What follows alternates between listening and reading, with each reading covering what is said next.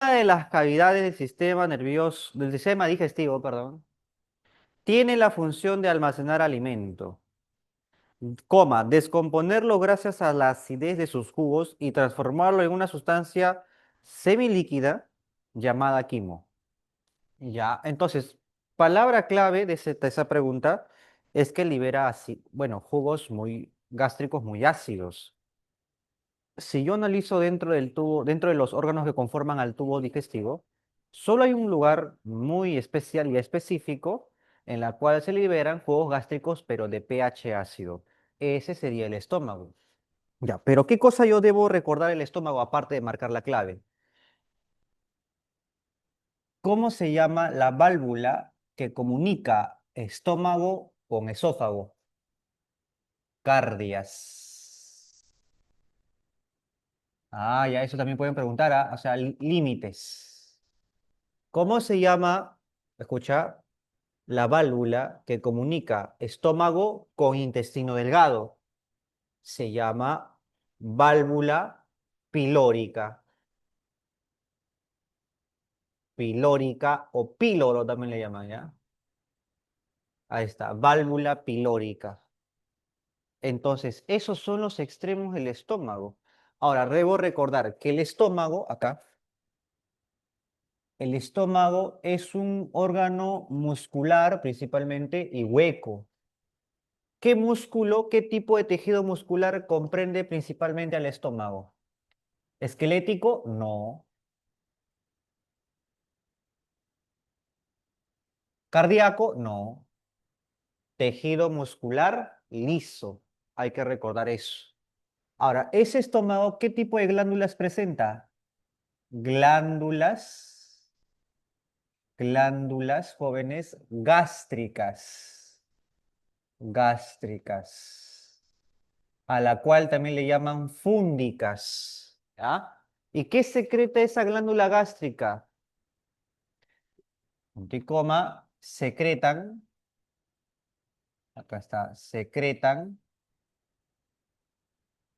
jugo gástrico, jugo gástrico, y el jugo gástrico tiene un pH ácido, pH ácido. Ahí está, pH ácido. Ahora, dentro de esas glándulas vamos a encontrar células. Por ejemplo, vamos a encontrar células llamadas células parietales. A las células parietales también, ¿cómo se les llama, chicos? A ver, acuérdate. A las parietales también, ¿cómo se les llama? Son células que están en esas glándulas. ¿Cómo también se les llama a las parietales? Oxínticas, muy bien. Ahora, ¿cuál es la función de esa oxíntica o parietal? Ah, forman acá, sintetizan y secretan, ¿te acuerdas? HCl. Muy bien. Secreta HCl. ¿Y qué también forma, jóvenes? Factor intrínseco, ¿no? Acá, secreta HCl, ácido clorhídrico, y factor intrínseco de Castlé. ¿Para qué sirve el ácido clorhídrico? El ácido clorhídrico es un gran bactericida, mata bacterias que pudieron haber llegado del bolo alimenticio, ¿no? También desnaturaliza proteínas, es decir, deforma la estructura compleja a una estructura más simple, mas no lo digiere, solo los desnaturaliza. El FIC, el factor intrínseco de Castlé, permite la absorción de ¿qué? De vitamina. ¿Qué vitamina? Vitamina B12, ¿no? Donde a nivel del intestino delgado, a nivel del ileón. ¿Ya? Muy bien. Ahora, hay otra célula llamada célula principal. Principal. También le llaman simógenas. ¿Qué forman las principales? A ver, ¿qué secretan? Ah, estas secretan simógenos, es decir, enzimas inactivas. Por ejemplo, una enzima inactiva se llama pepsinógeno. ¿Estamos de acuerdo? Pepsinógeno. Ya, pero ese pepsinógeno es un simógeno, está inactivo. ¿Con qué se activa? Preguntan siempre esto, ¿ah? Ah, se activa con el ácido clorhídrico, profesor. Ya. ¿Y en qué se transforma? En una enzima activa llamada pepsina, jóvenes. Muy bien. ¿Y cuál es la función de la pepsina? Esta es la verdadera enzima, jóvenes. ¿Ah? Él se encarga de la digestión de proteínas. ¿Total o parcial? Parcial, pues no, ahí están. Pero también, ojo, esa célula principal puede formar lipasas. Lipasas gástricas. Mira, lipasas gástricas. Gástricas. Función de las lipasas gástricas. Esa lipasa gástrica, jóvenes, ¿qué cosa digiere? Digiere lípidos. Hay digestión de lípidos. Muy bien. Entonces, en el estómago hay digestión química de proteínas y también de lípidos. Parcialmente, ¿sí? Parcialmente. No hay que olvidar el nombre de las células que se encuentran ¿dónde? En esas glándulas gástricas, también llamadas fúndicas. Ahora vamos con la pregunta 2, porque la uno pregunta-respuesta sería dado, ¿no? Uno dado, ya 2. Vamos con la pregunta 2. A ver, ¿qué dice en la 2?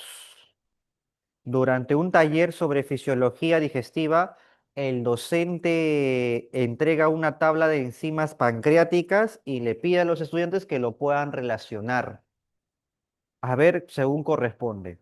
O sea, me están diciendo que el jugo pancreático, vamos a ver por acá, el jugo pancreático, jovencitos, acá, el jugo pancreático presenta enzimas. Ahí está. El jugo pancreático, ¿sabes dónde se elabora? Son secretado desde los acinos pancreáticos. No vayas a pensar que son de los islotes de Langerhans, ¿ah? Los islotes de Langerhans del páncreas son cúmulos de células que forman hormonas, pero yo no estoy hablando de hormonas, estoy hablando del sistema digestivo. Ah, o sea que hay otras estructuras llamadas acinos, acinos pancreáticos. Estos acinos pancreáticos son los que van a formar el jugo pancreático. Ah, ya, ok, listo. Ahora, por ejemplo, vamos a encontrar tripsinas. Tripsinas degradan proteínas, pero ya no en el estómago, ¿ah? Porque el jugo pancreático, así como también el jugo biliar, acá voy a colocar ya, y el jugo biliar se vierten en el duodeno, se vierten en el duodeno. ¿Y qué es el duodeno? La primera porción del intestino delgado. O sea, después del estómago viene el duodeno. La comunicación, la estructura que comunica estómago con duodeno se llama válvula pilórica, pues. Ah, ya. Y aquí, jóvenes, ¿qué se forma? En el estómago se forma el quimo ácido. Formación del quimo ácido. Pues, ¿cómo se forma el quimo ácido? No entiendo cómo apareció. Ah, pues lo que pasa es que el bolo alimenticio baja por el esófago, ¿no? Ya, y cuando llega al estómago, ¿con qué se mezcla? Con el jugo gástrico de pH ácido. Se mezcla con el HCl, con el FIC, con las enzimas y que forman el quimo ácido. Ah, esa es la consecuencia de esa mezcla, pues. Ahora, ese quimo ácido, ¿a dónde tiene que pasar? Al duodeno. Se abre la válvula pilórica y pasa al duodeno. Pero el duodeno no está preparado para recibir acidez. O sea que ese quimoácido dañaría las paredes del duodeno. Entonces, algo debe tener el jugo pancreático, algo debe tener el jugo biliar para neutralizar la acidez. Y eso tenemos que saber. El jugo pancreático es que es secretado desde los ácidos pancreáticos y el biliar se vierten en el duodeno. Se vierten en el duodeno. Por acá. Se vierten en el duodeno.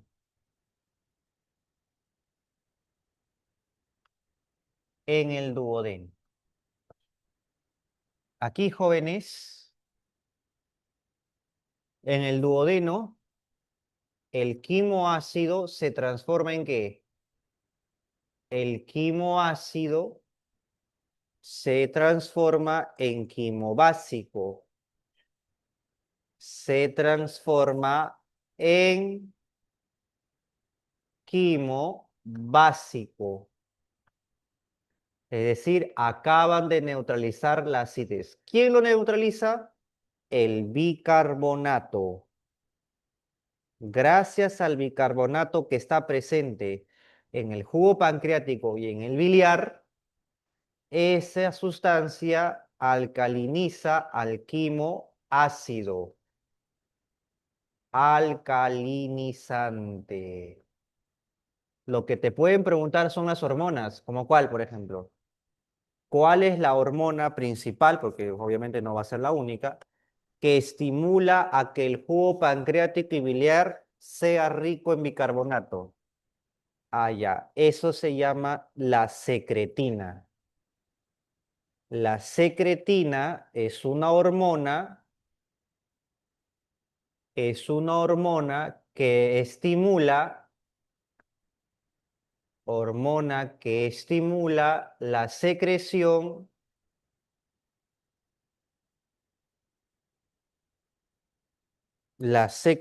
de bicarbonato. ¿Dónde? Bicarbonato a nivel del jugo pancreático y biliar. Pancreático y biliar. Hace que el jugo pancreático y la bilis sean ricos en bicarbonato. ¿Qué hormona permite eso? La secretina. No hay que olvidar eso, ¿ya? No hay que, esto es importante. Y la hormona llamada CCK, esta mira, CCK, colecistocinina, esa va a hacer que el jugo pancreático, solo el jugo pancreático, sea rico en enzimas. Por ejemplo, las que están en la pregunta 2, pues. Tripsina degrada proteínas, amilasa degrada carbohidratos, lipasa degrada lípidos y las nucleasas degradan ácidos nucleicos. 2 sería, jovencitos, avión. ¿Ya? 2 es avión. 3. ¿De qué me hablan en la 3, jóvenes? A ver. Mira, en la 3 me están hablando, dice, en una práctica de laboratorio, un grupo de estudiantes registra los movimientos del tórax. La profesora le pide analizar el mecanismo muscular que permite la entrada y salida de aire.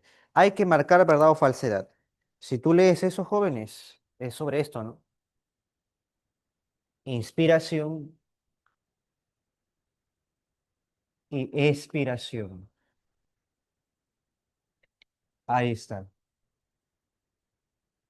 Inspiración y expiración. Jóvenes, cuando hablamos de una inspiración, el aire ingresa ¿dónde? A los pulmones. Seguramente porque la presión atmosférica es mayor a la presión interna de los pulmones, por eso el aire ingresa. ¿Y qué pasa con el diafragma? El diafragma sube o baja. Baja, profesor, desciende. Y si desciende, ¿está contraído o relajado? Está contraído. Ah, ya te tengo que repasar esto. Cuando inhalas fuerte, tu diafragma se contrae y baja. Todo lo contrario es cuando exhalas. Cuando exhalas, jóvenes, ¿qué sucede? Ah, consiste en la salida del aire. Seguramente ahora la presión intrapulmonar dentro del pulmón es mayor a la presión atmosférica fuera del cuerpo. Por eso el aire ahora sale. Y también contribuye, ¿qué cosa? El ascenso del diafragma, pues. Ahora el diafragma asciende, o sea, sube. Y si sube es porque está relajándose. Ah, está, listo. Muy bien. Ahora, no es el único músculo que participa en el proceso de ventilación, ¿ah?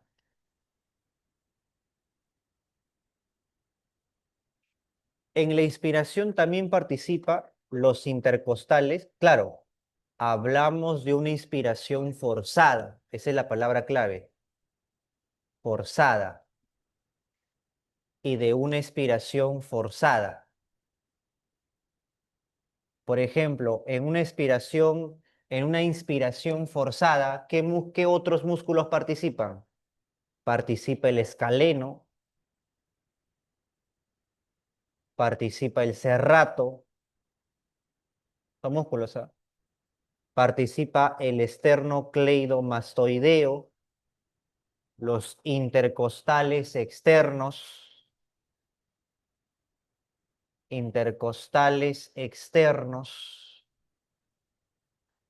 ahí está. Mientras que en una expiración forzada participan los intercostales internos. Ahí está, mira, los intercostales internos. También participan los rectos abdominales. Abdominales. Ya, ahí está, muchachos. Eso es importante, ¿ya? Recordar los músculos que participan en una inspiración forzada y en una expiración forzada. Claro que si me preguntan, ¿y qué evento o proceso de la ventilación es activo y quién es pasivo? Activo, jóvenes, acá lo voy a colocar, aquí, es la inspiración. Él es activo y la expiración es pasiva. Ahí está, muchachos. Muy bien, listo. Entonces, vamos con el ítem número 1.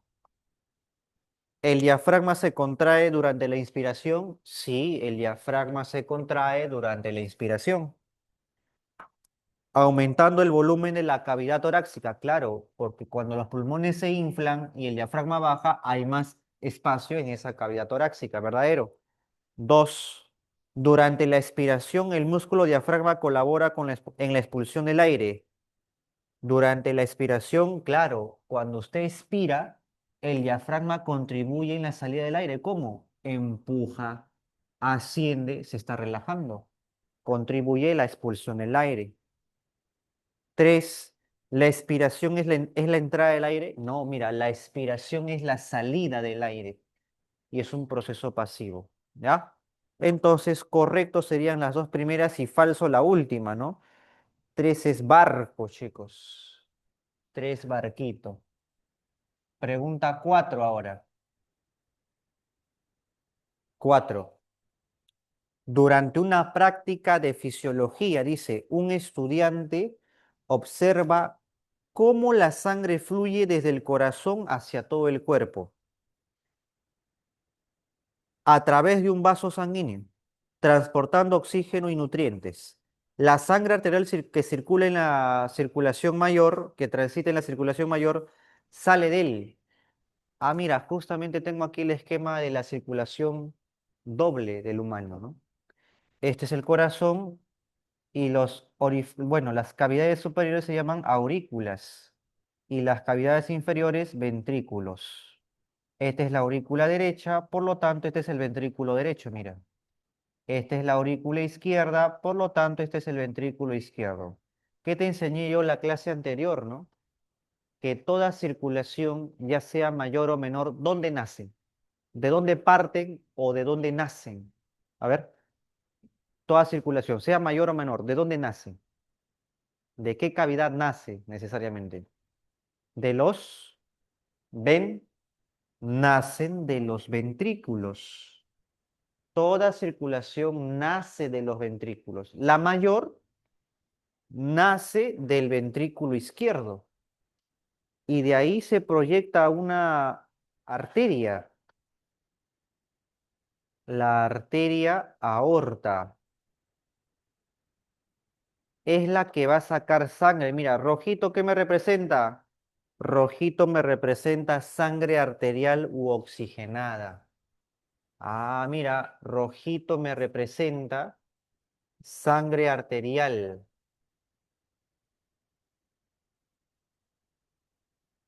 Arterial también le llaman oxigenada. No solamente creas que hay oxígeno, también hay nutrientes, ¿ah? También hay nutrientes a nivel de este tipo de sangre. Azul, ¿qué me representa? A ver, para no olvidar, esa es la sangre venosa. Es la sangre venosa.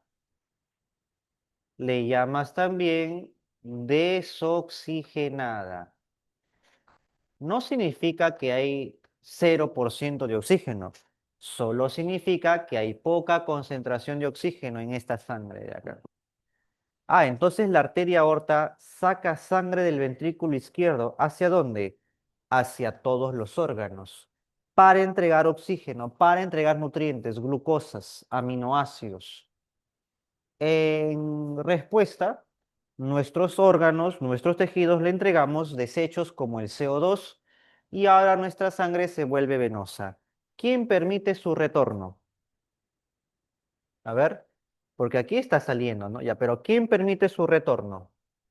Es decir, la sangre venosa va a retornar al corazón, pero va a desembocar en la aurícula derecha. Ahí termina. Ah, esas son las venas. ¿Qué venas te acuerdas? Muy bien, estas son las venas cavas. Las venas son los vasos que retornan sangre al corazón. Las venas cavas retornan la sangre al corazón. ¿A qué cavidad? A la aurícula derecha. ¿No? Muy bien.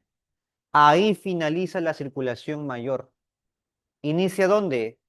En el ventrículo izquierdo. ¿Finaliza dónde? En la aurícula derecha. Y es lo que me están preguntando, ¿no? Mira, la sangre arterial que circula en la circulación mayor, ¿ya? Sale del ventrículo izquierdo por medio de la aorta, ¿no? Hacia todo el cuerpo, hacia todos los órganos. 4 sería avión, ¿no? Muy bien. 4 sería avioncito. Jóvenes, lo que también es importante saber es la circulación menor, ¿no? Mira, ¿dónde nace toda circulación? En el ventrículo. Pero si es menor, nace en el ventrículo derecho. ¿Y qué vaso sanguíneo saca sangre ahora del ventrículo derecho? La arteria muy bien, la arteria pulmonar. La arteria pulmonar.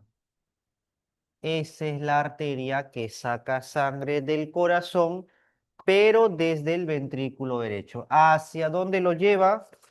Hacia todos los pulmones. O sea, a los dos pulmones, pues señor, acá.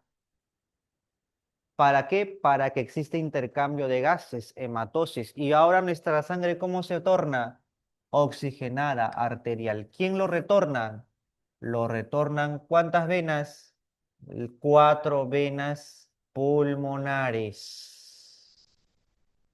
Pulmonares.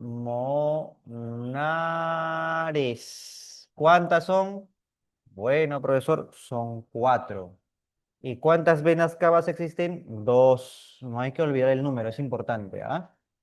Ahí está. Muy bien. Ahí finalizaría, ¿qué cosa? La circulación menor en la aurícula izquierda. Muy bien. Entonces ahora vamos con la pregunta número 5, ¿no? Eso es clase de qué? De ciclo cardíaco.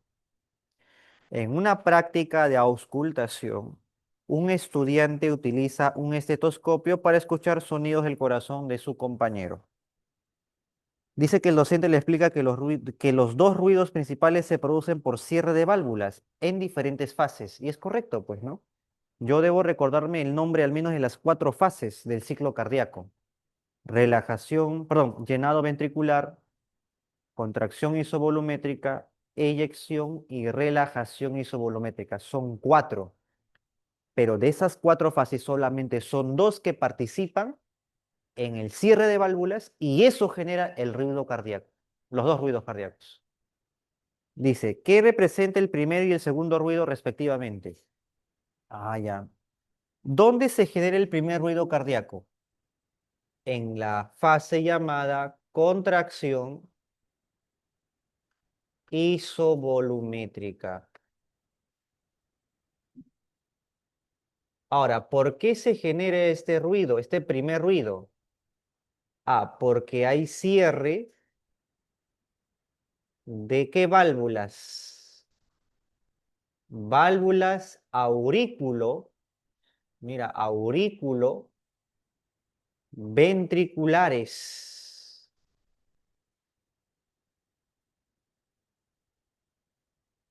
¿Y cómo es el nombre específico de las válvulas aurículo-ventriculares? La famosa tricúspide y la bicúspide, pues no. Esas son las aurículo-ventriculares. ¿Cómo están estas válvulas? Aquí, en esta etapa de contracción, están cerradas. Y la sangre fricciona contra estas válvulas cerradas, generando así qué cosa, el primer ruido cardíaco. El primer ruido cardíaco. Ahora, el segundo ruido, ¿dónde se genera? En relajación isovolumétrica, en esta etapa. También por un cierre de válvulas. ¿Qué válvulas en este caso? A ver. Válvulas semilunares. Pero a las semilunares también, ¿cómo se les llama?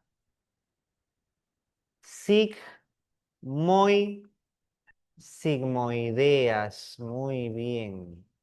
Son las válvulas de inicio de la arteria aorta y de la arteria pulmonar. En este caso, en relajación y uso volumétrica, ¿cómo están? Cerradas. Eso genera que la sangre friccione con esas válvulas cerradas, generando el segundo ruido cardíaco. ¿Quién pertenece a la sístole y quién pertenece a la diástole? A ver. Estos jóvenes pertenecen a la sístole. La contracción isovolumétrica corresponde a la sístole. La relajación isovolumétrica corresponde a la diástole. Eso anota un costadito, ¿ah? Uno corresponde a la sístole y la otra corresponde a la diástole del corazón. Entonces, si me piden en ese orden el primero y el segundo ruido cardíaco, en ese orden respectivamente, inclusive me indica, 5 sería barco, muy bien. 5 sería barquito, ¿no? Ahí está. 6. ¿Qué me hablan en la 6, chicos? A ver. Pregunta número 6. Pregunta número 6. Dice, en una práctica de fisiología renal se analizan los procesos que ocurren en diferentes regiones del nefrón. La pregunta 6 me pide relacionar las etapas de la formación de la orina con su respectivo concepto. Es una pregunta típica.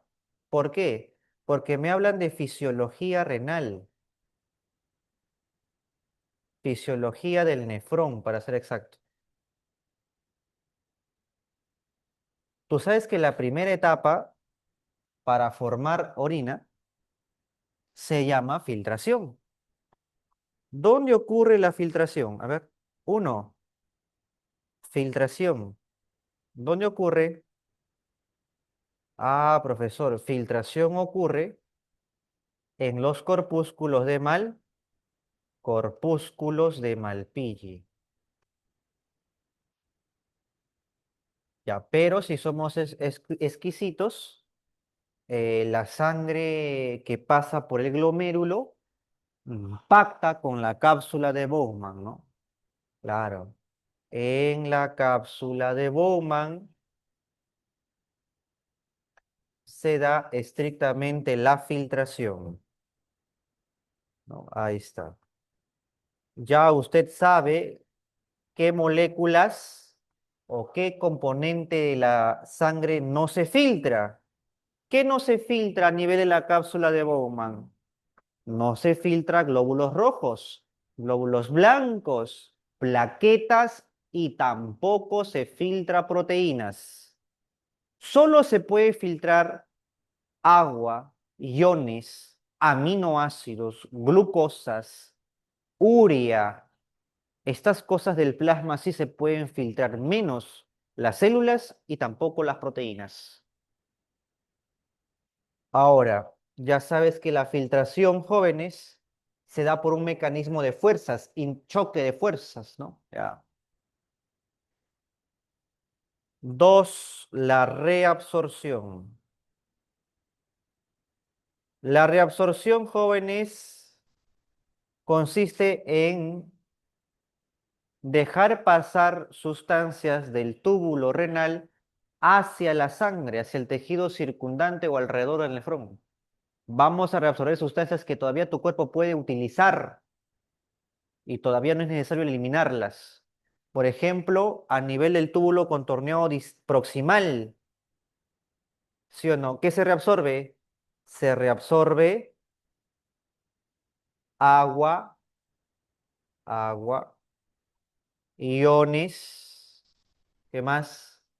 Aminoácidos, iones, mira, glucosas. A nivel del túbulo contorneado distal, depende, ¿no? ¿Por qué depende acá? Es importante, ¿ah? ¿Por qué depende? Porque aquí lo hacen mediante hormonas. El proximal no necesita hormonas para reabsorber agua, iones, aminoácidos, glucosas. En cambio, el distal sí necesita de participación de hormonas. ¿Qué hormonas, te acuerdas? La vasopresina y la aldosté. Claro, vasopresina. ¿Qué permite la vasopresina, te acuerdas? La reabsorción de abundante agua en el distal y también en el colector. Y como su nombre dice, vasopresina, vasopresión, presión del vaso sanguíneo, aparte de reabsorber mucha agua, eleva la presión sanguínea. También participa la aldosterona, ¿no? ¿Qué permite la aldosterona, jóvenes? La reabsorción de sodio, ¿no? Este último, por ejemplo, ¿ya? Acá, este último, por ejemplo, acá, permite la reabsorción de sodio. ¿Y el sodio que jala? Agua. El sodio jala agua.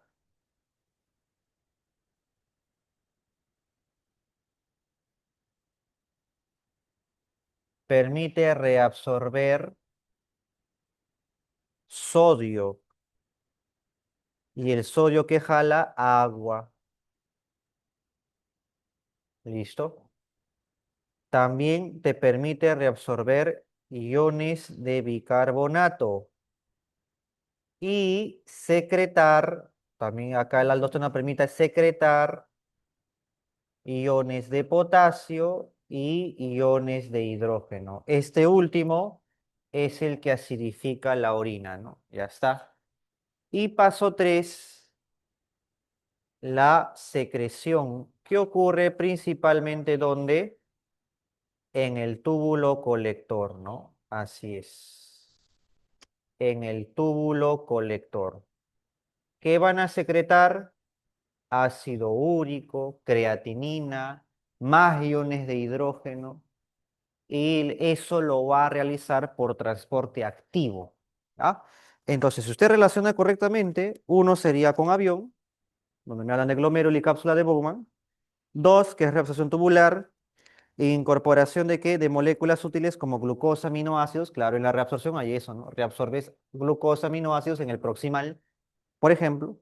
Y la secreción tubular, que es a nivel del túbulo colector, como ácido úrico, creatinina. Clave de las 6, chicos, sería avión, ¿no? Listo. Pregunta 7. Pregunta número 7. A ver, dice, me hablan de hormonas. Por ejemplo, me hablan de la FSH, LH y prolactina. Estas tres, ¿dónde se forman? En la hipófisis. ¿En qué lóbulo? En la adenohipófisis, ¿no? En la hipófisis anterior también se le llama, ¿no? Hipófisis anterior o adenohipófisis es el lugar donde se forman FSH, LH, prolactina. Pero vamos a hacer primero las diferencias entre FSH y LH. Por ejemplo, a nivel del varón, primero, ¿ya? ¿Para qué sirve la FSH? Permite el desarrollo de espermatozoides. Promueve la espermatogénesis. Muy bien. ¿Dónde? En los túbulos seminíferos. No hay que olvidar, en los túbulos seminíferos. Ahora, la LH, ¿qué cosa permite? Gracias a las células de Leydig,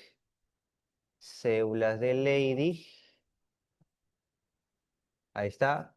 ¿Qué cosa se puede formar gracias a la LH? Testosterona. Testosterona. Muy bien. Eso es con respecto a qué? Al varón, ¿no? Ya. Ahora vamos con la mujer. ¿Qué ocurre a nivel de la fémina?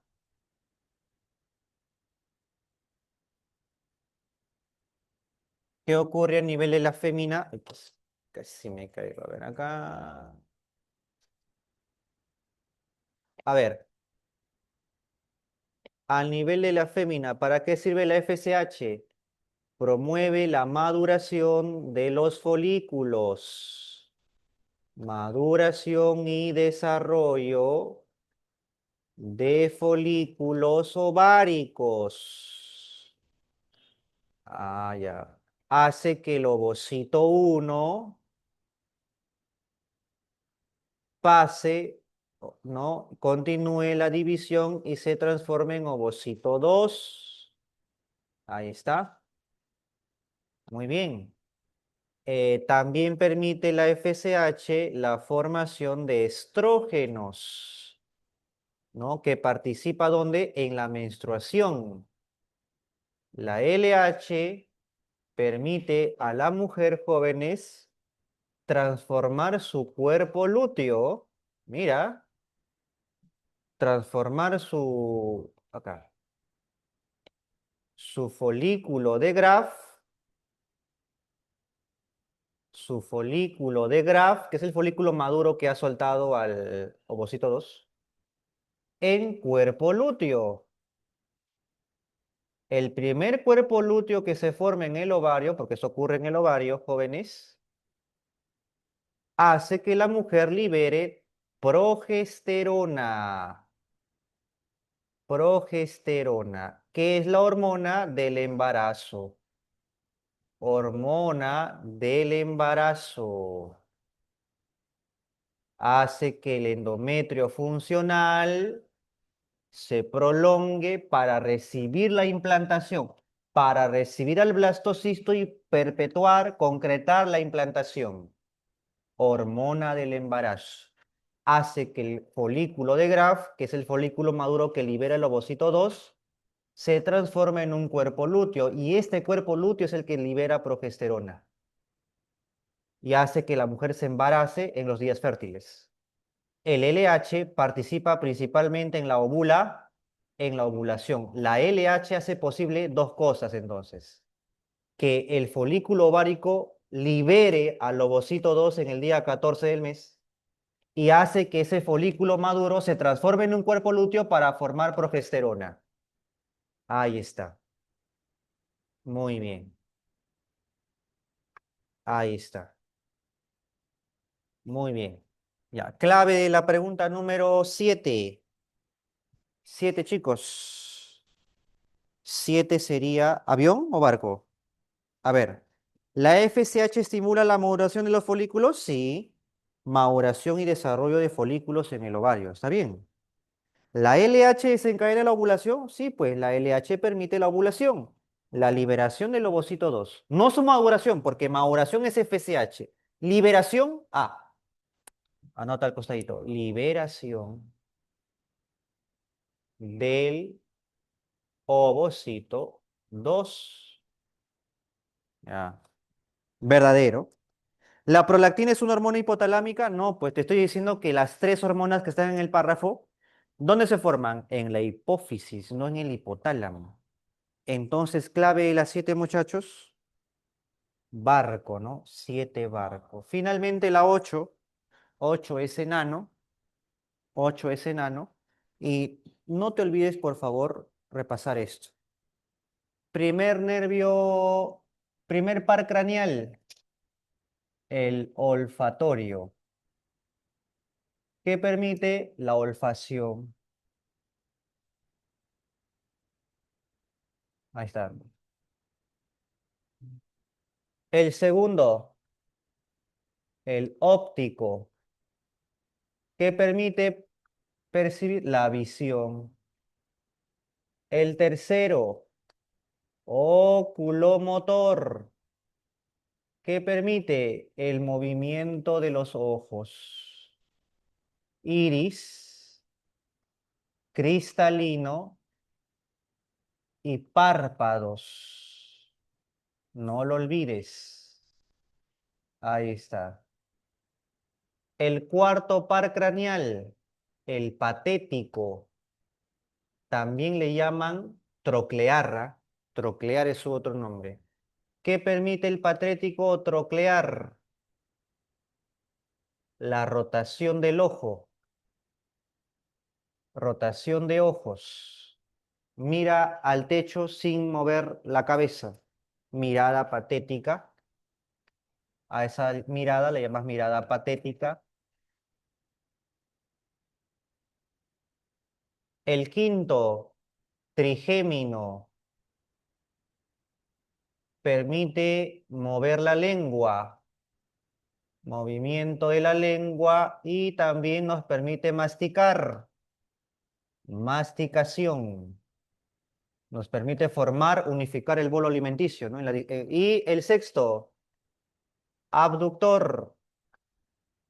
También nos permite mover ojos, rotar los ojos, pero hacia los costados. Mira al costado sin girar la cabeza. Cuando intentas plagiar, pues no. Mirada de reojo, reojo. El séptimo, el facial, permite, jóvenes, manifestar nuestras expresiones, expresiones faciales. Y también nos permite percibir 2/3 del gusto. Ahí está. El octavo, el auditivo. El octavo par craneal auditivo, también le llaman vestíbulo coclear. Revisa el libro. Nos permite la audición y el equilibrio. Equilibrio. Noveno, se llama glosofaringio. Glosofaringio. ¿Qué nos permite? La deglución. Nos permite pasar el bolo, empujar el bolo alimenticio hacia el esófago y nos permite percibir 1/3 del gusto, porque los 2/3 es el del facial. El décimo, que es el vago, es un nervio mixto, motor gástrico, ahí está. Inerva parte de la lengua, esófago, corazón, diafragma, intestinos, estómago. ¿no? Es el único nervio que vaga gran distancia del cuerpo. El 11 se llama espinal, nos permite mover la cabeza y el cuello. Movimiento de cabeza y cuello, mira, cabeza y cuello. Y el último, el 12º par craneal, que se llama hipogloso. Hipogloso. Nos permite mover la lengua. ¿Pero para qué? Para el habla. Para articular sílabas, para el habla. Listo. ¿Cuál sería la clave de la 8, jóvenes? Clave de la 8 sería enanín. ¿Ah? 8 enano. Estos son los pares craneales. Listo, chicos. Practica, por favor. ¿Ya? Acá simplemente juega mucho la memoria y la función. 8 enano. Muy bien, jóvenes, los dejo. Nos vemos, chicos. Cuídense. Bye, bye. Listo, chicos. Ah, muy bien.